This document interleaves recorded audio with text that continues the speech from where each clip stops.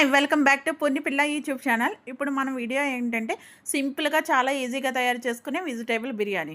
ఇప్పుడు మనం ఆయిల్ సగం కొంచెం ఏమో నెయ్యి, అంటే రెండు ఈక్వల్గా అనమాట. కొంచెం నెయ్యి, కొంచెం ఆయిల్, లేదనుకో మనం డాల్డా కూడా వేసుకోవచ్చు. నేను నెయ్యి కొంచెం ఆయిల్ వేస్తున్నామండి. ఆయిల్ వేసిన తర్వాత బిర్యానీ సామాన్లు వేసాము. బిర్యానీ సామాన్లన్నీ ఒక వేగిన తర్వాత పచ్చిమిరకాయలు, ఉల్లిపాయ ముక్కలు వేసామండి. అదిగోండి. ఇప్పుడు పచ్చిమిరకాయలు, ఉల్లిపాయ ముక్కలు వేసిన తర్వాత మనం గరిటెతోని కలుపుకోవాలనమాట. ఫస్ట్ బిర్యానీ సామాన్లు మాత్రమే, చాలా ఈజీగా చేసుకునే బిర్యానీ రెసిపీ అనమాట ఇది. మేము చాలా సింపుల్గా చెప్తున్నాం. ఎక్కువ మసాలాలు గట్టా యూజ్ చేయకుండా. ఇందులో మసాలాలు మనం వేగడానికి వేసామంటే బిర్యానీ సామాన్లు. బిర్యానీ ప్యాకెట్ వస్తుంది కదండీ, ఆ ప్యాకెట్ ఒకటి మాత్రమే వేసాం మేము. ఇప్పుడు ఉల్లిపాయలు, పచ్చిమిరకాయలు వేసి ఎలా వేపుకుంటున్నామో అలా వేపుకోవాలి. ఆ తర్వాత మనం క్యారెట్టు, బంగాళాదుంప, టమాటా, ఈ 3 కూడానమాట. వెజిటేబుల్ బిర్యానీ కదా, ఈ 3 వేసుకుంటే బాగుంటుంది. మీకు నచ్చినవి ఇంకా ఏమన్నా బఠానీ ఇవన్నీ కావాలంటే వేసుకోవచ్చు. మేము ఇంట్లో దొరికి సింపుల్గా అప్పటికప్పుడు చేసుకునేవి అనమాట. ఇవి తీసుకున్నాము. ఇంకా మీకు కావాల్సినవి ఆల్రెడీ అదిగోండి, క్యారెట్టు, బంగాళదుంప ఇవన్నీ కూడా వేస్తాము. వేసిన తర్వాత కొంచెం మనం మగ్గనిచ్చి లైట్గాని, మరీ హైలో పెట్టేస్తే గమ్ముని పోతాయండి. టమాటాలు కూడా వేసేస్తున్నాం. ఇప్పుడు ఈ 3 కూడా కొంచెం అటు హైలో కాకుండా ఇటు సిమ్లో కాకుండా మిడిల్ ఫ్లేమ్లో పెట్టుకొని వేపుకుంటా ఉంటే బాగా ఎగుతాయి అనమాట అన్నీని. బంగాళదుంపలోని క్యారెట్ కూడాని ఆల్మోస్ట్ ఉడికిపోతుంది. కాకపోతే కొంచెం బాగా వేపుకుంటే టేస్ట్ వస్తుంది కదా, అందుకని టేస్ట్గా ఉంటుందని చెప్తున్నాను. ఆ తర్వాత అల్లం వెల్లుల్లి పేస్ట్ ఇవన్నీ వేగిపోయినాయి కదా లైట్గాని. మీకు క్లియర్గా కనిపిస్తుందో లేదో ఒకసారి చూడండి. లైట్గా మొత్తం కూడా వేగిపోయినాయి. అల్లం వెల్లుల్లి పేస్ట్ వేసిన తర్వాత అడుగంటుతూ ఉంటుంది.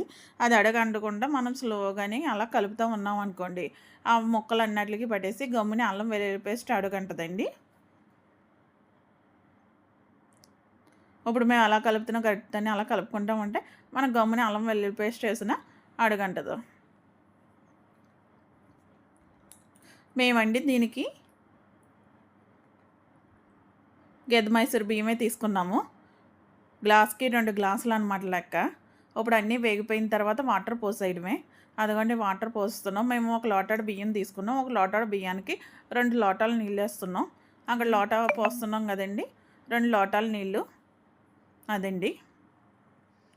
మనము బాస్మతి బియ్యము తీసుకుంటేనండి, దానికైతే లోటాడుకి లోటాడు నీళ్ళు పోస్తారండి, లోటాడున్నర నీళ్ళు.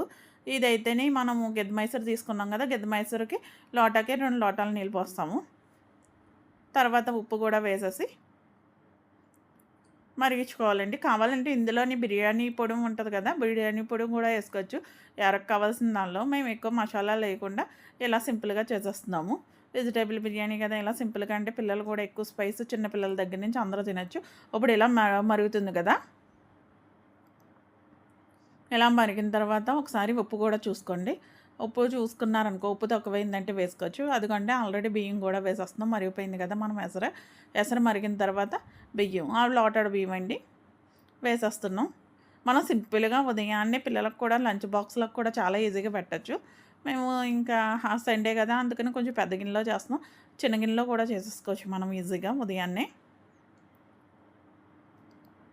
నేను ఆల్రెడీ బియ్యం కడిగేసి పెట్టుకున్నానండి. వాటర్ మరిగిన తర్వాత వేద్దామని అలా ఒకసారి బియ్యం కూడా ఒకసారి కలిపామనుకోండి. అలా కలపడం వల్ల ఏమవుతుందంటే బియ్యం అడుగంటదు. నెక్స్ట్ ఏమోను బియ్యం కూడా అన్ని ఫ్లేవర్స్ పడతాయి అన్నమాట. మేము ఇందులో ఎక్కువ మసాలాలు కూడా యూజ్ చేయలేదు, మీరు అబ్జర్వ్ చేశారో లేదో. ఎక్కువ మసాలాలు కూడా వేయకుండా ఓన్లీ సింపుల్గా, మసాలాలు ఎక్కువ వేయకుండా మనం ఏ టైంలో కావాలన్నా సింపుల్గా చేసుకునేది అనమాట.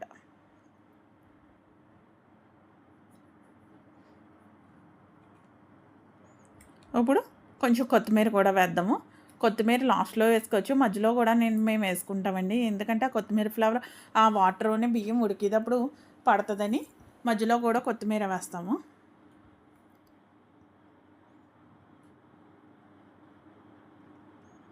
ఇదిగోండి ఆల్మోస్ట్ 80% ఉడికిపోయింది.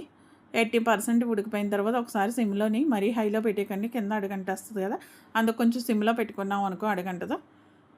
80% ఉడికిపోయింది కదా. ఇప్పుడు ఏం చేయాలంటే ఒకసారి కలిపేసుకొని మళ్ళీ కొత్తిమీర వేసి ఒక 5 మినిట్స్ వండించుకుంటే మనకు సరిపోతుంది.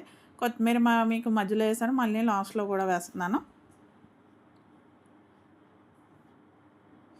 ఇలాగ వేసి మనం ఒకసారి మూత పెట్టేసుకుందామండి.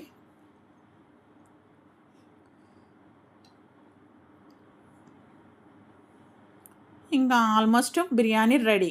ఇదిగోండి వేడి వేడి టేస్టీ బిర్యానీ రెడీ.